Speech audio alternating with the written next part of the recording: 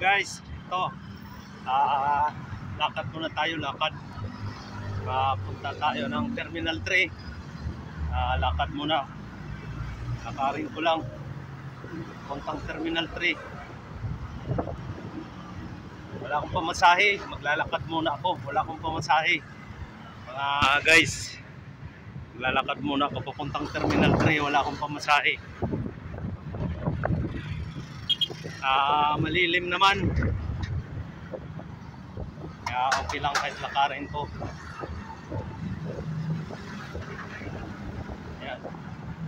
Yan mga guys, parang maulan, maambo na.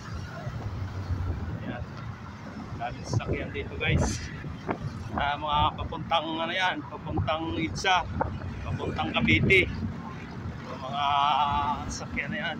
Galing yan mga guys ng C5.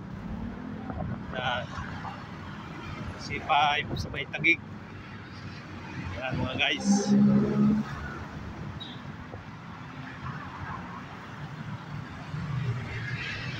Maraming salamat guys sa inyong panonood guys.